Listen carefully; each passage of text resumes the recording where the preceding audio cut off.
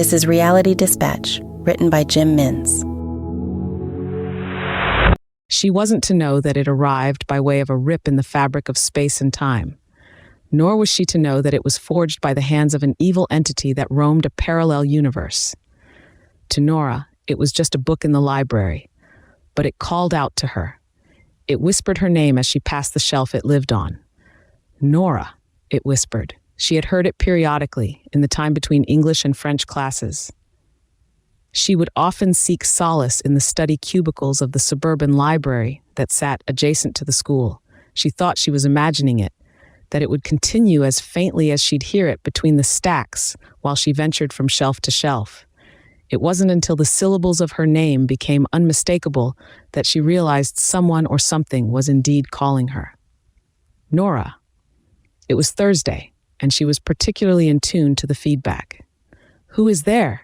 she asked. On this day, the first time she had called back out loud, the first time she had acknowledged the sounds outside of her internal dialogue. "Down here by the Kuntz," came the voice, the first time it had uttered something other than her name. Dean Kuntz, her favorite author. She wondered if she was inventing this hidden conversation. "Yes," came the whisper.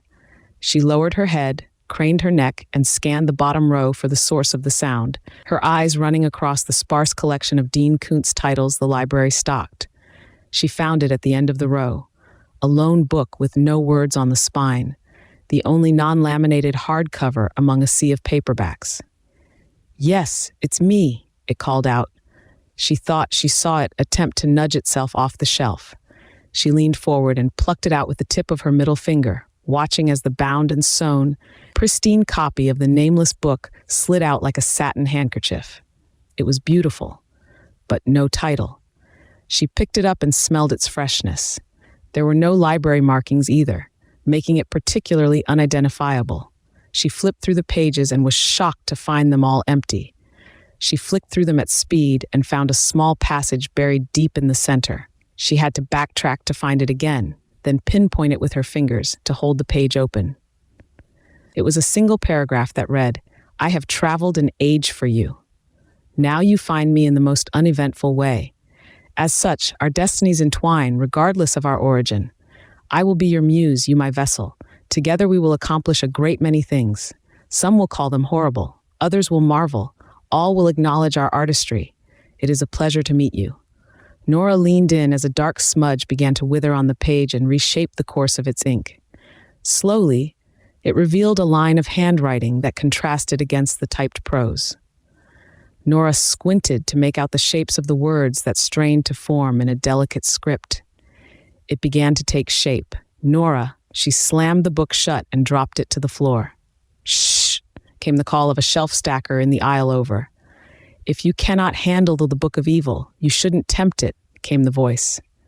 Nora rushed to the opposite aisle to see who had delivered such a message. The elderly librarian who ran the front desk was stacking shelves in the middle-grade teen graphic novel section. "What did you say?" Nora asked. "I said, can you please take care of the hardcovers? We don't get that many of them, and some are really expensive."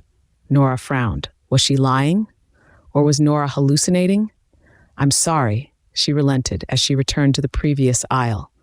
The book was gone. The aisle's floor had been cleared. She leaned down and saw the book had placed itself back on the shelf at the end of the K section. She removed it once more and opened it to reread the passage in the center. This time, another passage was typed out for her. "I am Kontinuim," it began. "I am a gift of the Lord Helmach, the butcher of the boundless wastelands. I am seeking a wife in every cosmos. I chose you." Nora watched as a handwritten endpoint emerged beneath the typed text. Again, it spelled out her name. Nora, she dropped the book to the floor again.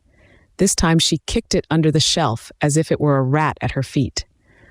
"Can I please ask you to leave?" came the voice of the librarian. "If you aren't going to respect our books, I can't have you in here, my dear." "I'm sorry," she said. Nora was relieved. She turned to leave and jogged toward the exit. As she reached the sliding doors, she found they would not open on approach. She stepped backwards and repositioned herself under the sensor. Still no movement. She turned back and noticed the elderly librarian standing at the edge of the shelves that housed the book. In her hands was the book itself. "Nora," said the librarian. "Don't go, sweetheart. Kontinuim, he calls for you," she said, with a deep, unearthly, wicked smile. "Get away from me," Nora yelled, pounding on the windows. "Help," she screamed. "Oh, honey, this would be so much easier if you didn't put up such a fight," the librarian said sweetly.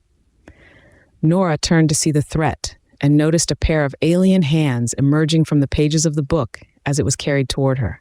The hands were formed from ink, draining from the passages inside the book's empty pages.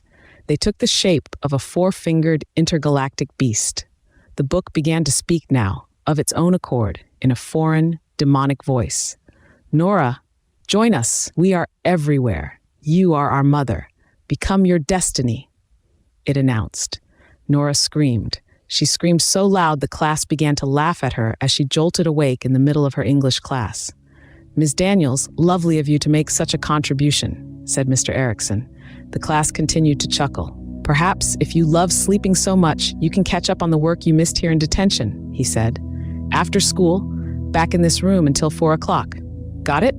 Nora nodded sheepishly, her face as red as the book in her dreams. The bell rang. "I want those stories on my desk first thing in the morning.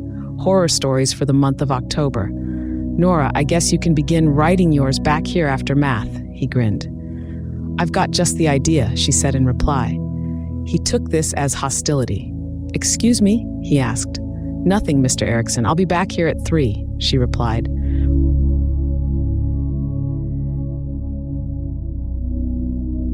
For more stories of fact-based fiction, head to jimmins.substack.com.